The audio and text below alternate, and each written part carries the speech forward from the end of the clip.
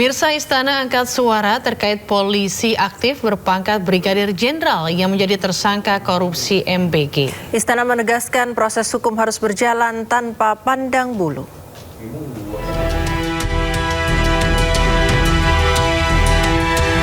Satu orang polisi aktif berpangkat Brigadir Jenderal disebut Kejagung sebagai tersangka korupsi MBG.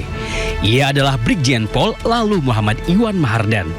Iwan terlibat dalam proses jual beli food tray atau ompreng yang ternyata menyalahi aturan. Istana angkat suara.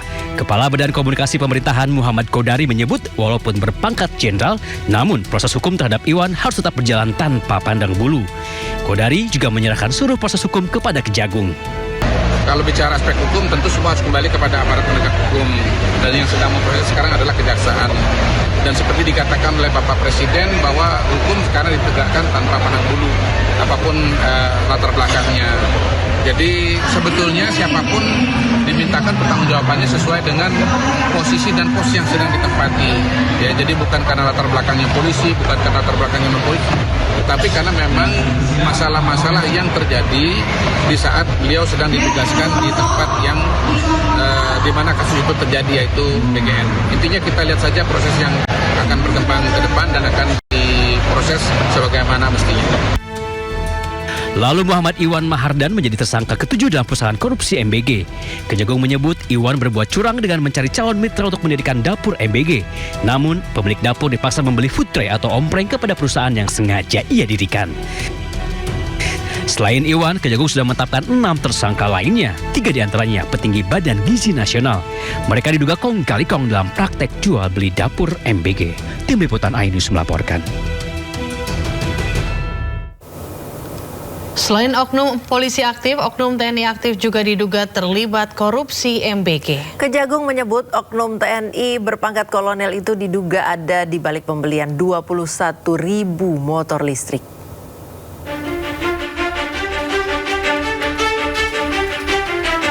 Setelah Kejagung menetapkan polisi aktif berpangkat Brigadir Jenderal Lalu Muhammad Iwan sebagai tersangka korupsi MBG, Korps Adi Aksa menyebut ada dugaan keterlibatan oknum anggota TNI aktif dalam pusaran korupsi MBG. Kejagung menyebut oknum TNI berpangkat kolonel itu berinisial BU. Di dalam tubuh Badan Gizi Nasional, BU memiliki jabatan ganda, yakni sebagai Sekretaris Deputi Bidang Penyediaan dan Penyaluran dan Pejabat Pembuat Komitmen atau PPK. Sebagai petinggi di Badan Gizi Nasional, BU diduga ikut kong kali kong mengatur penggelembungan harga barang dan jasa, termasuk pengadaan sepeda motor listrik yang jumlahnya mencapai 21.801 unit. Walaupun sudah menemukan keterlibatan oknum TNI, namun Kejagung tidak bisa serta-merta memproses BU karena masih berstatus TNI aktif. Penanganan terhadap oknum tersebut, yaitu saudara BU, itu dilaksanakan secara koneksitas bersama dengan penyidik pada Jaksa Agung Muda Militer. Jadi perkara itu termasuk sepeda motor ya, pengadaan sepeda motor itu karena ada keterlibatan oknum TNI aktif. Mendengar anggota yang diduga terlibat korupsi MBG, Mabes TNI langsung buka suara. Kapuspen TNI Brigjen Muhammad Nas menyebut terkait masalah BU akan berkoordinasi dengan Kejagung. Jika terbukti korupsi, maka BU akan ditindaklanjuti sesuai ketentuan hukum. Dalam lingkaran korupsi MBG, Kejagung telah menetapkan 7 orang tersangka, 4 orang petinggi Badan Gizi Nasional, 3 lainnya dari pihak swasta. Tim Liputan iNews melaporkan.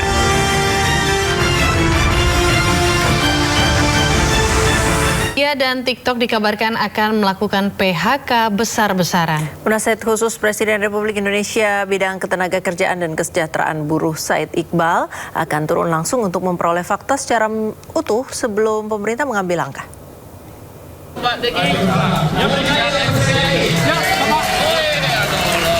Oleh Penasihat Khusus Presiden RI bidang ketenagakerjaan dan kesejahteraan buruh, Said Iqbal menemui sejumlah buruh di kawasan Marunda Cilincing, Jakarta Utara. Said Iqbal mengatakan akan turun langsung menindaklanjuti informasi mengenai isu pemutusan hubungan kerja atau PHK di Tokopedia dan TikTok untuk memperoleh fakta sebelum pemerintah mengambil langkah lebih lanjut. Menurut Said Iqbal, sektor ekonomi digital memiliki karakteristik yang berbeda dengan industri manufaktur sehingga setiap persoalan ketenagakerjaan harus dilihat secara komprehensif. Tapi kalau masalahnya adalah karena situasi pasar di mana mereka kan istilahnya money burn, membakar uang. Kalau itu kemudian membuat mereka merugi, tentu kita akan diskusi hak-hak buruhnya. Tidak boleh dilanggar. Demikian. Sebelumnya, rumor tentang pemutusan hubungan kerja atau PHK terhadap 90% karyawan Tokopedia dan TikTok ramai beredar di media sosial. Dalam waktu dekat, Said Iqbal menargetkan dapat bertemu dengan para pekerja Tokopedia dan TikTok bersama Kementerian Ketenagakerjaan untuk memperoleh gambaran langsung mengenai kondisi yang terjadi dengan tetap menjunjung tinggi hukum yang berlaku. Dari Jakarta, Rizky Falufi, iNews melaporkan. Ya, isu mengenai kesejahteraan dosen di Indonesia kembali menjadi sorotan publik. Dalam sidang yang digelar di MK, seorang dosen lulusan S3 luar negeri mengaku hanya menerima gaji 2,6 juta rupiah per bulan. Sebelumnya, saya mengetuk pintu hati dan kebijaksanaan yang mulia Majelis Hakim Mahkamah Konstitusi. Kami memohon kepastian hukum yang berkeadilan sosioekonomis bagi profesi dosen. Isu mengenai kesejahteraan dosen di Indonesia kembali menjadi sorotan publik.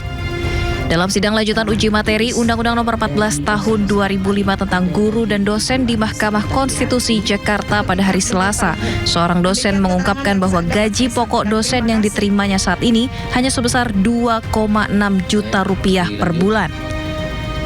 Nominal tersebut dinilai tidak sebanding dengan kualifikasi akademiknya yang telah menempuh pendidikan hingga jenjang doktor atau S3 serta memiliki masa kerja belasan tahun.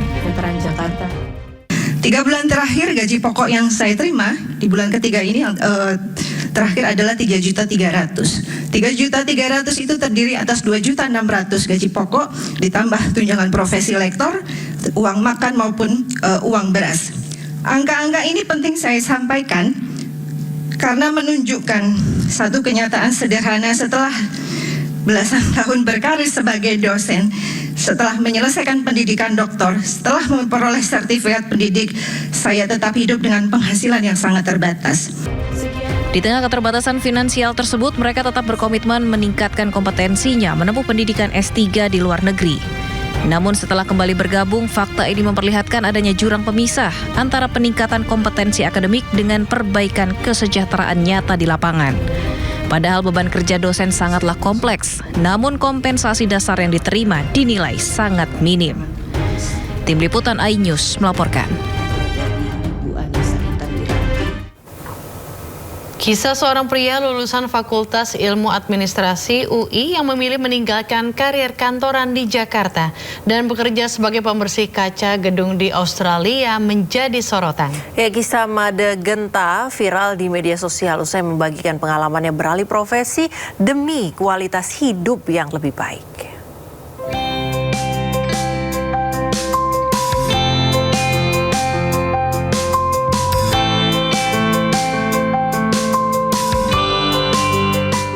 Made Genta Pramana, lulusan Fakultas Ilmu Administrasi Universitas Indonesia, membagikan kisah perjalanannya beralih profesi dari pekerja kantoran di Jakarta menjadi pembersih kaca gedung di Australia melalui media sosialnya.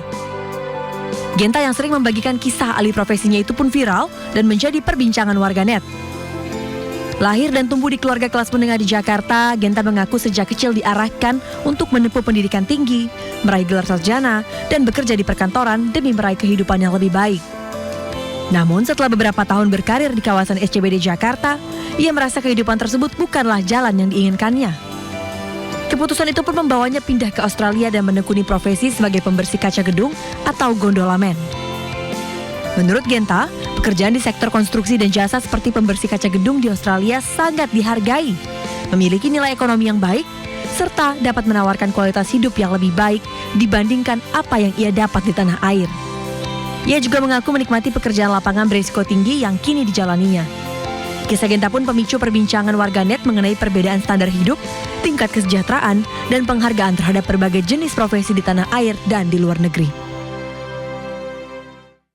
DPR RI menampung aspirasi Majelis Ulama Indonesia untuk membentuk rancangan undang-undang pidana tentang lesbian, gay, biseksual, dan transgender atau LGBT. Sementara itu, wacana pemberantasan LGBT menuai beragam tanggapan dari masyarakat. Majelis Ulama Indonesia tengah menggodok naskah akademik dan rancangan undang-undang pidana tentang lesbian, gay, biseksual, dan transgender atau LGBT. Wakil Ketua Umum MUI Khalil Nafis menegaskan langkah hukum ini diambil karena imbauan moral dinilai sudah tidak mempan membendung fenomena penyimpangan seksual di Indonesia. MUI menyatakan perang terhadap pelaku maupun kampanye LGBT.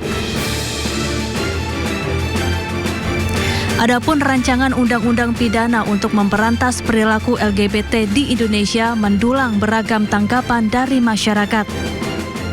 Tanggapan saya sih bagus sih buat kampanye seperti itu karena kita harus gimana ya, harus menormalisasikan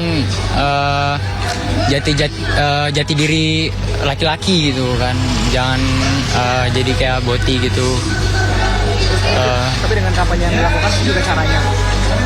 Kalau cara kayak gitu 50-50 lah, setuju nggak setuju ya, karena mungkin bisa menyakiti hati orang lain juga. Tapi dengan kampanye yang disuarakan setuju saya. Jadi bisa masyarakat bisa mengetahui apa dampak dari bot ini juga, dan menjadi integritas kita untuk mengenalkan sebenarnya gender kita itu apa sih. Untuk kampanye berantas boti menurut saya oke ya, since LGBT di Indonesia kan masih belum diperbolehkan ya, masih ilegal. Cuman mungkin caranya kali ya Mas, nggak yang lindas boti atau apa anarkis banget. Cuman mungkin bisa baik-baik atau pengarahan kayak kalau nemu orang yang agak-agak boti bisa mungkin diluruskan atau dibilang baik-baik gitu. Ya, tapi jangan anarkis juga sih. Kan manusia juga ya walaupun boti. Sementara itu DPR telah menampung aspirasi MUI untuk memberantas LGBT dan akan membahasnya. Tim Liputan iNews melaporkan. Ya, kita ke informasi lainnya pemirsa. Pemerintah ungkap salah satu penyebab anjloknya harga daging ayam dan telur adalah berkurangnya penyerapan selama program MBG berhenti di masa libur sekolah. Kini Kemendak sedang berupaya untuk mencari pembeli dari Singapura dan meminta hotel, restoran, dan kafe untuk meningkatkan penyerapan telur dan daging ayam.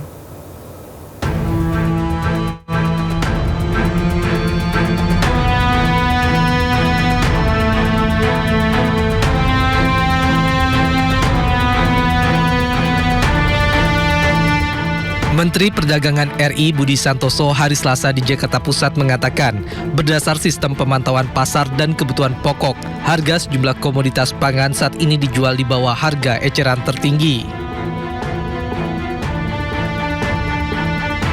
Budi ungkap, kondisi tersebut dipengaruhi oleh liburnya program makan bergizi gratis yang bertepatan dengan masa libur sekolah, sehingga penyerapan terhadap sejumlah bahan pangan berkurang. Terkait hal tersebut, guna bantu menyerap kelebihan pasokan bahan pangan, Kementerian Perdagangan meminta hotel, restoran, dan kafe agar meningkatkan penyerapan telur dan daging ayam. Selain itu, pemerintah juga mulai buka peluang ekspor telur ke Singapura sebagai pasar alternatif. Meski hingga kini belum memperoleh pembeli, proses penjajakan terus dilakukan. Tim Liputan iNews melaporkan.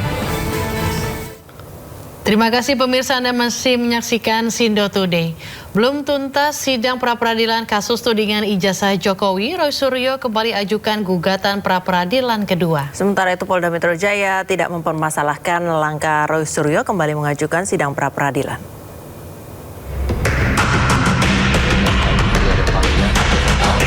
Hakim belum juga mengetuk palu untuk sidang pra-peradilan pertama Roy Suryo. Mantan Menpora itu sudah mengajukan sidang pra-peradilan kedua. Kali ini, Roy dan kuasa hukumnya menggugat penetapan dirinya sebagai tersangka fitnah ijazah Jokowi berdasarkan pasal 32 Undang-Undang ITE. Kami ingin melihat apa sih bukti yang dimiliki oleh mereka. Dan meskipun kami belum menerima surat dakwaan untuk Mas Roy, tapi berkaca dari surat dakwaan Bu Tifa yang kemarin sudah dibacakan dan terbuka kepada umum, kami menilai bahwa penggunaan pasal 32 Undang-Undang ITE dalam perkara pidana ini karena ancaman pidananya berat. Itu 8 tahun. Ya. Ternyata itu jauh sekali dari faktanya. Upaya Roy Suryo kembali mengajukan sidang pra-peradilan kedua ditanggapi miring lawannya.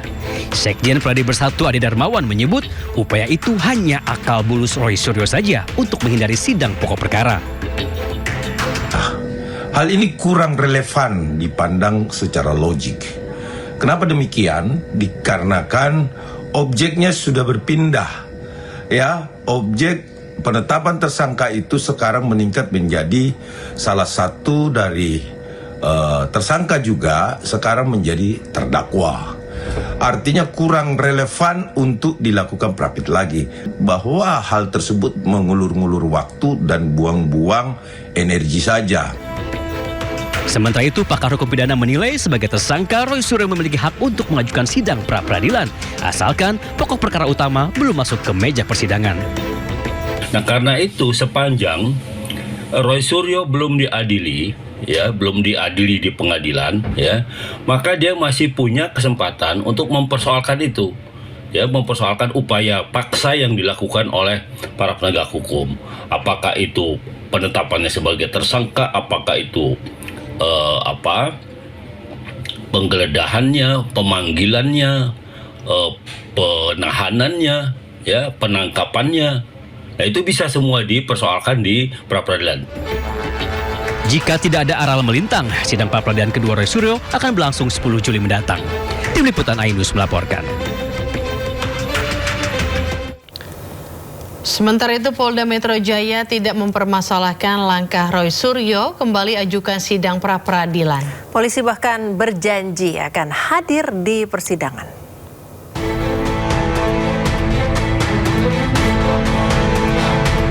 Polda Metro Jaya angkat suara terkait pengajuan sidang pra-peradilan kedua yang diajukan oleh Roy Suryo. Kepala Bidang Hukum Polda Metro Jaya Kombes Pol Abrianto Padede menyebut tidak mempermasalahkan langkah hukum yang diambil Roy Suryo. Sebagai tergugat, Polda Metro Jaya justru mempersilahkan Roy Suryo untuk ajukan sidang pra-peradilan jika dirasa haknya sebagai tersangka telah dilanggar oleh tindakan aparat penegak hukum. Sebelumnya, setelah mengugat Kejaksaan dan Polda Metro Jaya atas penangkapan dan penahanan dirinya, tersangka fitnah ijazah Jokowi Roy Suryo kembali diajukan sidang pra-peradilan kedua. Pra-peradilan diajukan berdasarkan uraian peristiwa pidana yang tertera dalam surat dakwaan Dr. Tifauziah Tiasuma yang dibacakan jaksa di sidang PN Jakarta Timur Jumat kemarin. Roy juga mempertanyakan penetapan tersangkanya yang menggunakan pasal 32 Undang-Undang ITE. Pra-peradilan yang kedua yang nanti akan mempertanyakan tentang bagaimana penetapan tersangka yang menggunakan Undang-Undang ITE. Karena kita tahu semua, Undang-Undang Informasi dan Transaksi Elektronik itu dibuat atas kebutuhan mendesak negara Republik Indonesia untuk persoalan ekonomi e-commerce waktu itu. Jadi kita tahu persis, ternyata undang-undang ini salah gunakan. Bahkan pasal 32 dan 35 itu cacat betul kalau itu digunakan untuk mentersangkakan saya dan juga Dr. Tifa. Rencananya sidang pra-peradilan kedua akan berlangsung 10 Juli mendatang. Sebagai tergugat, Polda Metro Jaya memastikan akan hadiri persidangan. Tim Liputan Ainus melaporkan. Pradi Bersatu berencana mengirimkan surat ke Mahkamah Agung yang meminta Roy Suryo untuk ditahan. Pradi meminta agar MA meninjau penangguhan penahanan Roy Suryo. Belum juga usai sidang pra-peradilan Roy Suryo, lawannya Pradi Bersatu sudah ancang-ancang akan menjebloskan tersangka fitnah ijazah itu ke penjara. Strategi yang akan dipilih Pradi adalah mengirimkan surat kepada Mahkamah Agung agar kembali meninjau penangguhan penahanan Roy Suryo. Sekjen Pradi Bersatu Ade Darmawan menyebut langkah itu sengaja mereka ambil agar Roy Suryo tidak terus-terusan mengajukan sidang pra-peradilan. Kalau ada pra-pid lagi yang akan dilaksanakan oleh tim Roy Suryo, otomatis harus segera dimasukkan ke dalam tahanan. Kenapa? Ketika pra-pid dibacakan dan itu tidak menang atau kalah, kemudian ada niatan lagi untuk memprapit, itu harus segera dilakukan penahanan. Maka kami akan mengajukan permohonan perhatian hukum dan tinjauan kembali status penahanan terdakwa Roy Suryo sebagai residivis. Sementara itu sebelumnya ahli pidana Didit Wijayanto berpandangan penangkapan Roy Suryo sudah cacat prosedur. Didit menyebut dalam hukum acara pidana, proses pelimpahan tahap 2 atau penyerahan tersangka dari penyidik ke jaksa, maka tersangka tidak perlu ditangkap, apalagi ditahan.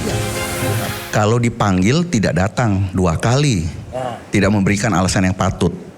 Yang kedua, untuk kepentingan penyidikan. Nah, kalaupun untuk kepentingan pelimpahan tahap 2, tidak perlu ditangkap. Nah, di sini ini problemnya adalah langsung ditangkap. Kalau itu artinya apa? Berarti Polda Metro ingin membuat norma baru. Jumat 19 Juni, 2 tersangka fitnah ijazah Jokowi, Roy Suryo dan Dr. Tifa ditangkap Polda Metro Jaya. Keduanya sempat jalani perawatan di Rumah Sakit Polri sebelum dilimpahkan ke Kejaksaan Negeri Jakarta Selatan. Kejaksaan Negeri Jakarta Selatan kemudian memutuskan menangguhkan penahanan keduanya. Tak terima dengan penangkapan Polda Metro Jaya, Roy kemudian ajukan sidang pra-peradilan. Tim Liputan iNews melaporkan.